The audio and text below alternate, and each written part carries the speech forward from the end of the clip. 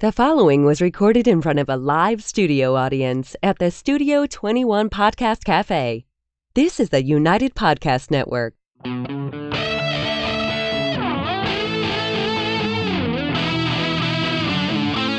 Welcome to Dueling Comedians, where two comedians clash to see whose comedy kills and who gets killed. Figuratively speaking, of course. All this to determine who claims the coveted Dueling Comedians Trophy. This is Dueling Comedians. If you are hearing my voice in your head, you are tuned to the Dueling Comedians and not having another episode. Or you're having an episode and still listening to Dueling Comedians.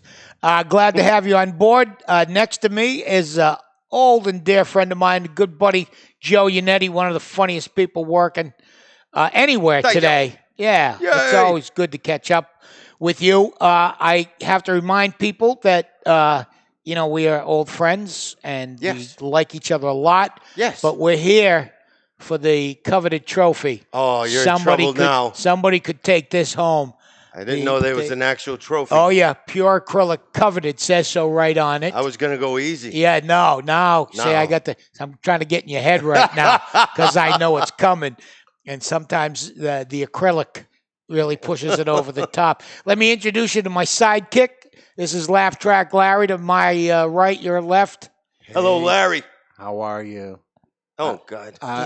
I've got caffeine coursing through my veins. Yeah, I made a huge mistake. I bought Larry a cup of coffee before the show. That's why he's all hyped up. Yeah, so he's going to zoom power right to the moon. Wired. It's like a flashback to the 80s. All right. Well, you pace yourself, Larry. We don't want any incidents over there on the board.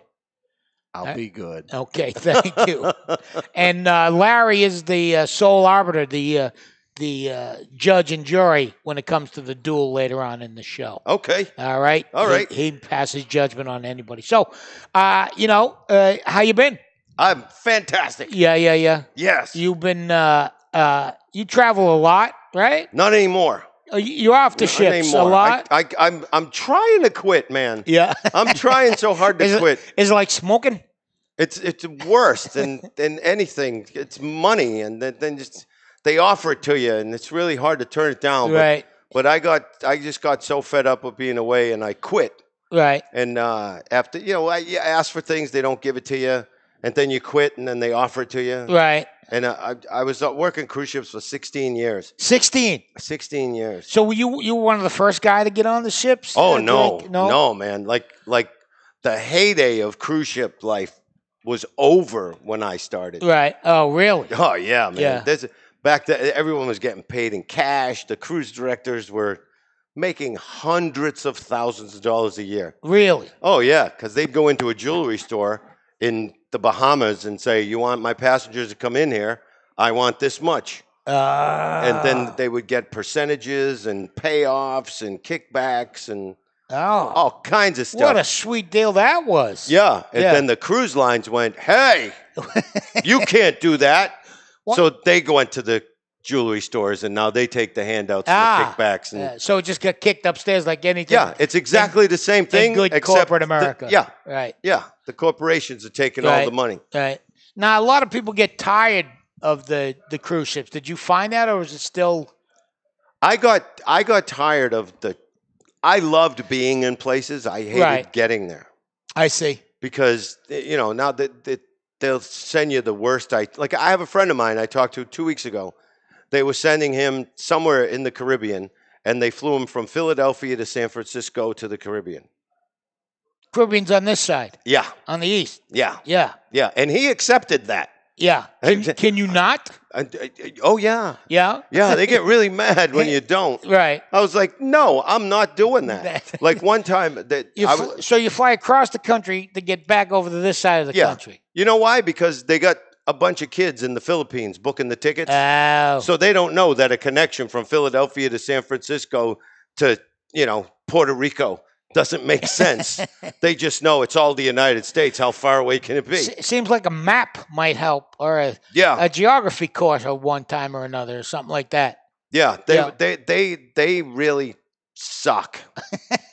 And then when I called them up, and I was like, I retire, and here's why. And then, well, we're shocked. I go, you're shocked, Right? And comedians. Yeah. They go, what? Why are you the only one complaining? I'm like, really? Really? Yeah. No, I'm not the only one complaining. No. I'm the only one who will complain directly to you. Right? Everyone else is complaining to people who won't do anything. Right. So I'm the idiot that. Right. But and I remember the cruise ships, like when they wanted me to get back on it. Used to be that it was very rigid. You had things you couldn't say. I did it back then. Oh, you did back then. I did back then. I did a celebrity cruise. You couldn't say like toilet paper or that stuff. Stuff. There's stuff like that. I thought you meant years and years ago. I did a couple of cruises on Celebrity when it was all run by the Greeks. Right. And they thought it was the military. Right. And I was like, see ya. Because they were just the most horrible people to work for. Really? Yeah. And back then, the money was outrageous. What was it like? What would be the criteria? Well, do you remember? It's not even a story about me, but our good friend Bob Seibel. Yeah. God rest his soul. Yes. Yes. Seibel used to, for years, he wanted to get on cruise ships. Right. And he finally gets on a ship. And he meets a girl, and Bob was the most harmless guy in the world. And literally asked the girl to go out to lunch because he just wants to have lunch. Lunch, sure. And it just so happened that the captain liked that girl. So the captain walks into right the out restaurant. Of the gate, right. It's like his first day on the first on cruise. The ship. No, like in a port. On a port, right. Like the first port. Right. The captain walks in, sees him with the girl, and instantly fires him off. And makes up some story about Bob and Bob gets fired. Was it. But they would do stuff like that. But what you're talking about not swearing, when I first started doing ships, right? I was working on Norwegian Cruise Line, and you couldn't say ass. You couldn't like nothing. You had to be squeaky clean. Yeah. There still are, like Holland America. Is like that.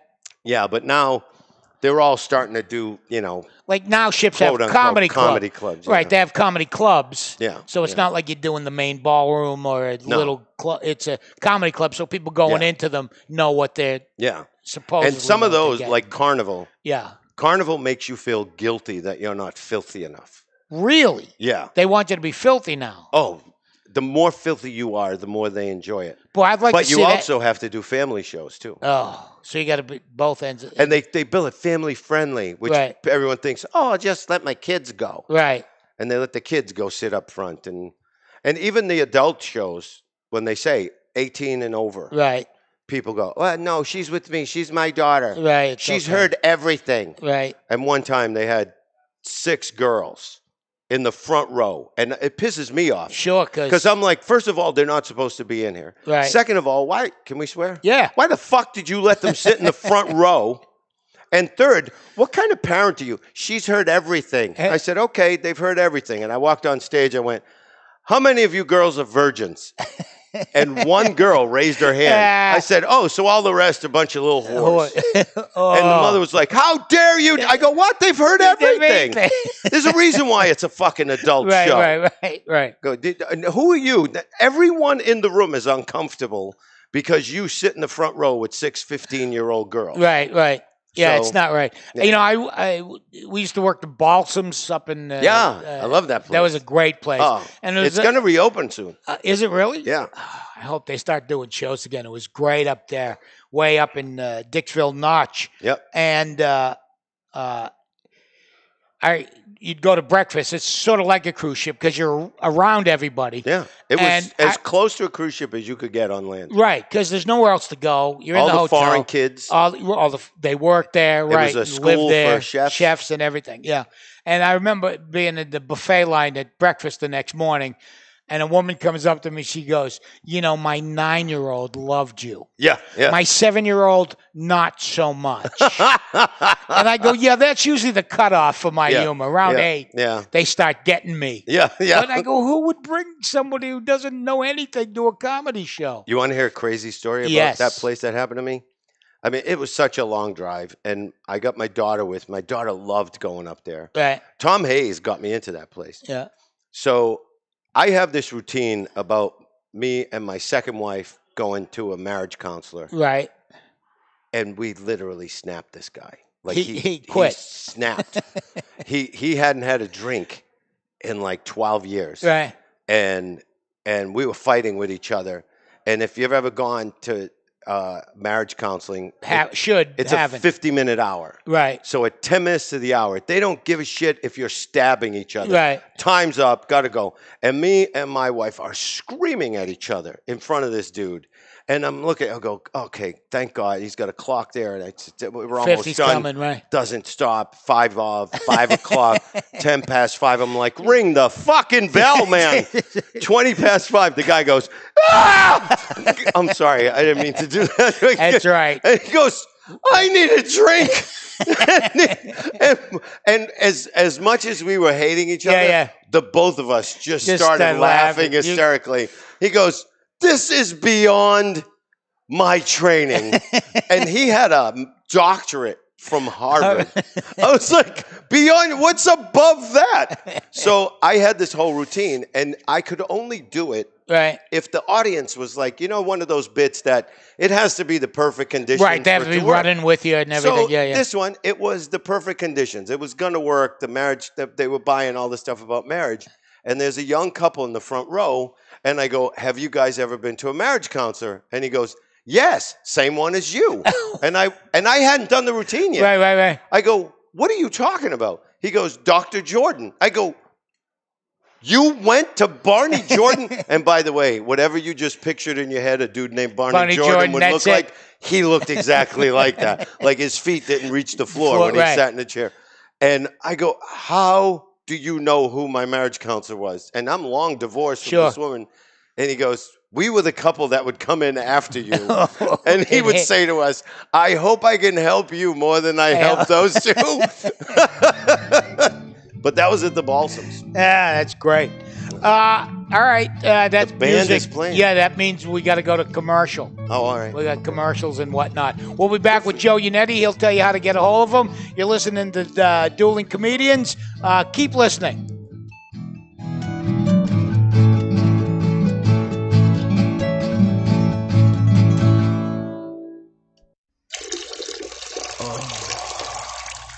You're listening to Dueling Comedians. Now streaming on Apple Podcasts, iHeartRadio, and YouTube. This wicked pissa show will be right back.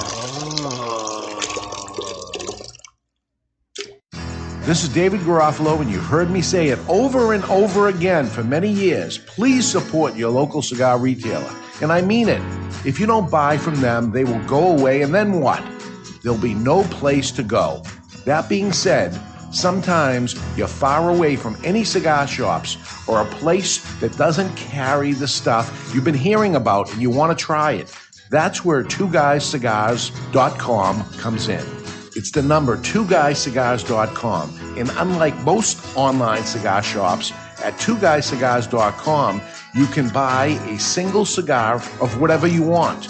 You don't have to buy boxes or even 5-packs and suffer through cigars you might not even like.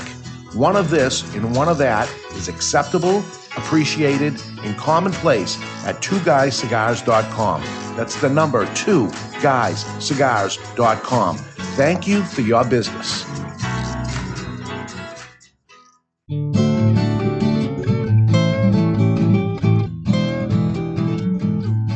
You are back listening to Dueling Comedians.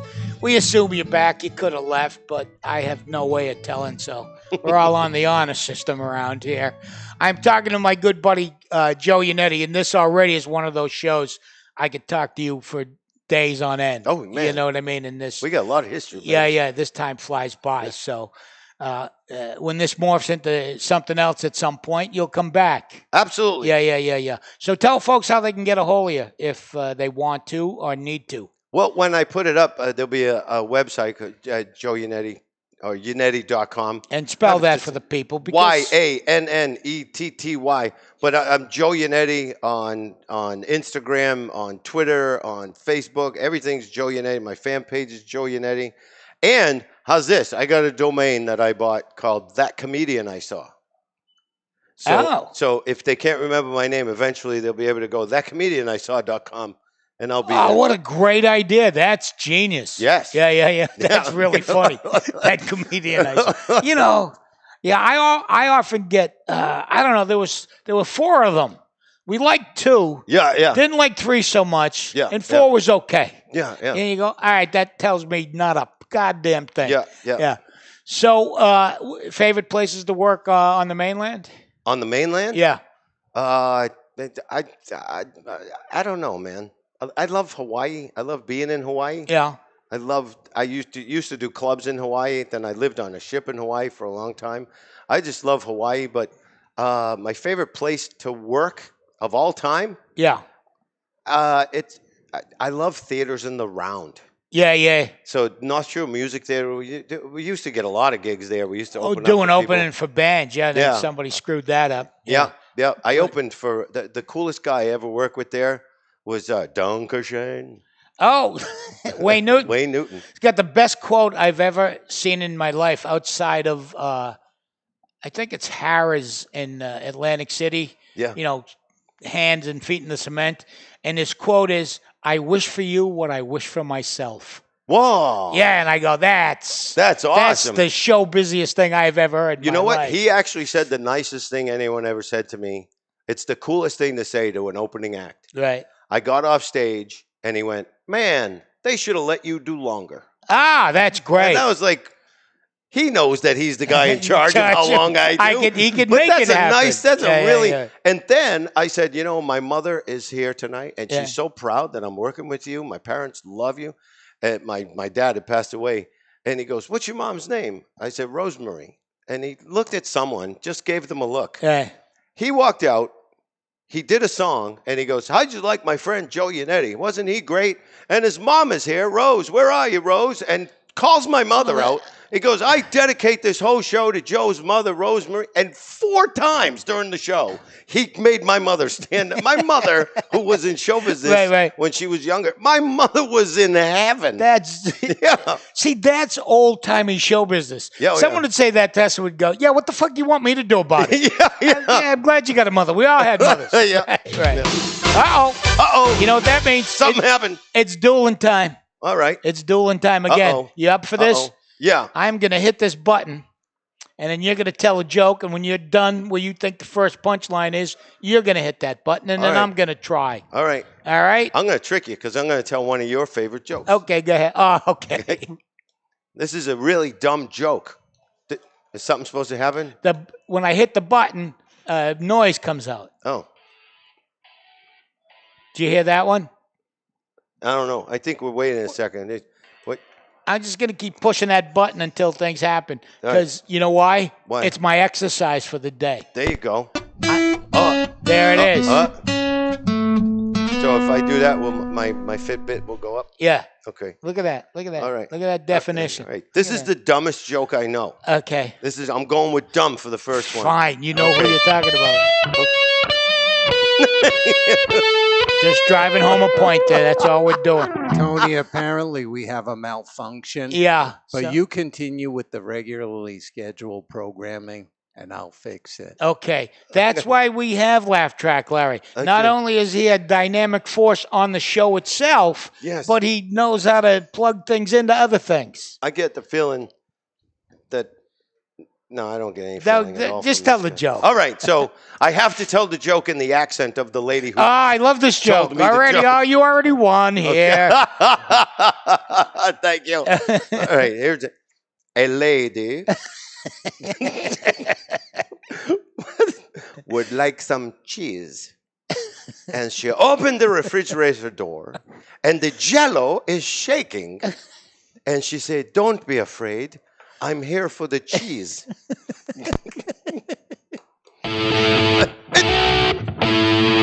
That is the dumbest joke ever, and I love it so much. It's so stupid.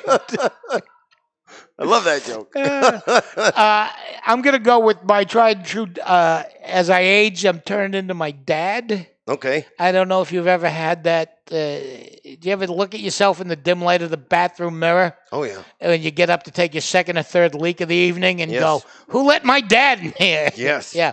Here's how I know I had to change phones. So I had to reprogram it, right? And so I didn't know this, but for the first month I had my new phone, if you got my voicemail, you would hear, I don't know what I'm doing. I'm pushing a button. I'm doing exactly what that says to do. I got the beep. All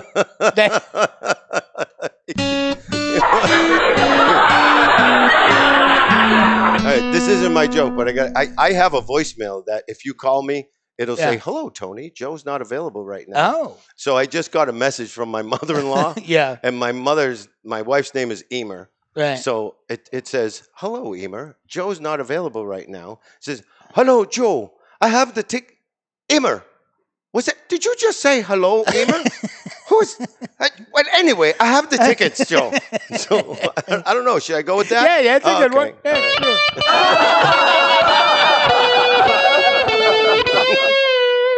And then keeping with that in that same line, when you call people, I had to, get the automated voice on everything, and I was looking for National Plumbing because I had a big plumbing problem, right? And I got it was like a clearinghouse for everything, and I go, National Plumbing, can I get National Plumbing, Watertown, Mass? And they go, that's NASA, correct? I go, yeah, get me NASA. Why don't I have some astronauts come over and take a look at my plumbing? It'd be the best plumbing in the whole planet. Honey, don't worry. I got NASA on the clogged toilet.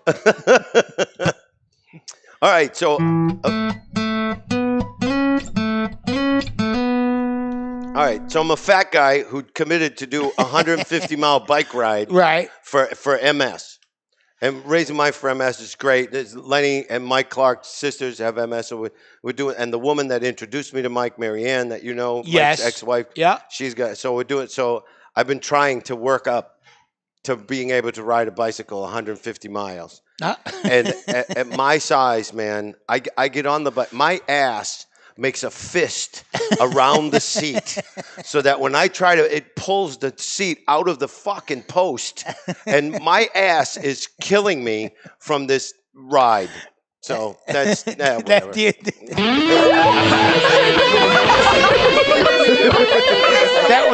That was more of a visual gripe. Is what that was. Yeah. I don't understand races. As we come into certain times of the year, there's always some race or walk for a cause that I don't get, and it's mud. Right? It's annoying. It's like and I think it's the same people, the do-gooders who don't want to do anything else but walk or race, and they just change T-shirts. Yeah, you know what I mean. And when I'm driving, it annoys me because they clog off streets and you can't go this way. So I think next week there's going to be a new walk for people who were hit by my car. It's going to be more of a limp is what it's going to be. It's going to go, we're going to walk 100 feet because Tony hit us. Please give us money. No.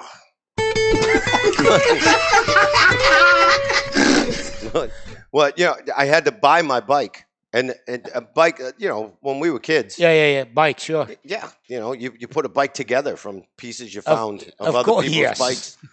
So I go to buy a bike, and I don't want to spend a lot of money, but as it, it's like, but this one, and then you go, well, if I get the good one, and then long story short, I find a place, Londonderry, DG Cycles. My buddy, he turned out to be one of my great friends. It's Charlie Goodspeed. He's an amazing guy, but when I first bought the bike, it's $2,000. $2,000 for a bike. Yeah. I go, carbon fiber. Why do I need a carbon fiber bike? He's like, it weighs 18 pounds. Like, I weigh 275. What does it matter if the bike is 4 pounds lighter? He goes, just ride it. And when you ride a carbon fiber, like every bit of energy you put into the pedal propels you forward. It's an amazing feeling. Right. So I go, okay, I'll take the bike. He goes, well, what kind of pedals do you want to buy? I'm like, it's $2,000. It doesn't come with pedals.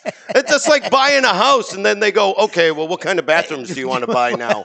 And like, I go, what kind of pedals can I get? He goes, well, it depends what kind of shoes you buy. You gotta get special shoes that go with the special pedals. $2,000 bike doesn't come with pedals. Pedals are $400. I just stick some sticks in there. I don't need your pedals for that. I got to think. I was going over this in the news. I'm going to switch gears a little bit, All right? Because our tensions with Cuba have started back up again. They have? Yeah. Well, it's not as friendly as we were trying to get. Yeah. Well, So we're not more- even friendly with England anymore. No, we're I'm not. sorry. I'm not friendly. supposed to interrupt. No, that's all right. It's look. There's no fucking rules to this show. Okay. We don't even know what it is yet. And, Okay. and this is like 5 months in, so don't right. worry. Okay. Don't stand on formality for this show. All right. I got to think that one of the hardest transactions, one of the most scrutinized transactions on the planet, is buying a boat in Cuba. And what what do you need the boat for? Nothing. We're just gonna go do some donuts in the harbor. Something that'll fit 18 or 40 of my best friends. That's all.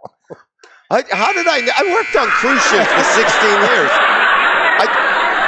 I have actually stopped. I've been on ships that have stopped and picked up refugees. Right. It never once dawned on me that they could buy a boat Yeah. instead of making one. I don't even know if you could. I don't know. I never thought of that, man. I remember one.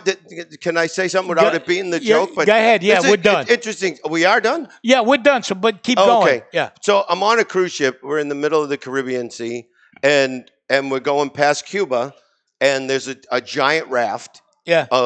And now sometimes they'll just take them on the ship if the Coast Guard's too far away. There's all different things they can do. This time we had to just sit there close to the raft in case something happened. We could help them and wait for the Coast Guard to come.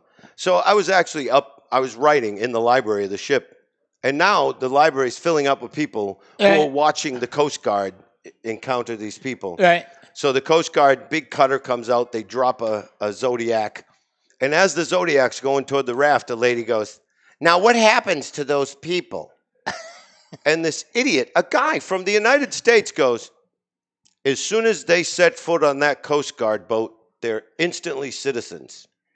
and in my head, I can actually hear a voice going, it's not worth losing the job. Right. Just fucking leave the library. Leave it alone. Leave it alone. You're not going to change anybody's mind. Right. It's just so people know. The real rule, it's called wet foot, dry foot. Yes, if you're on land. Yeah, if you get close enough, to ankle deep water. Right. And you can get that, then you stay. Yeah. But if you don't get that close, they take you to Key West, put you on a plane, and bring you back to Cuba.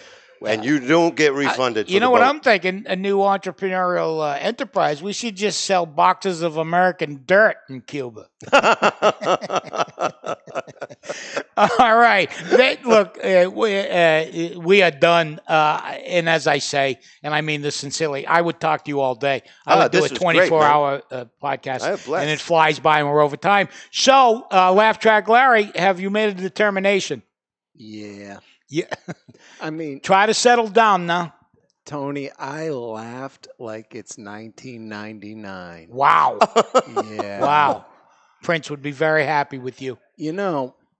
I was going to give the trophy to Joe, but then he gave it to you. Yeah. So it was the Cuba joke. Bitch. The Cuba joke put it over the top. I think it was that close. I screwed myself. Yeah, you did. Just by liking me. Son of a And you bitch. wouldn't be the first one. Thanks a lot. I retain ownership of the coveted trophy. Yay. Yeah, thanks. Congratulations. Joe, thank you so much. One more time, how do people get a hold of you? Joe Yannetty, anything? Yeah, I'm Joe Yannetty on everywhere. Everywhere, it's Joe Yannetty. Thanks, Larry. Giggles this weekend. And Giggles, if you can't find him, he's at Giggles. Thanks for tuning in to Dueling Comedians.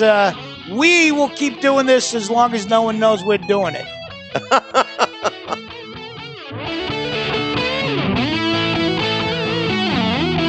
The views and opinions expressed by the hosts, guests, or callers of this program do not necessarily reflect the opinions of the Studio 21 Podcast Café, the United Podcast Network, its partners, or affiliates.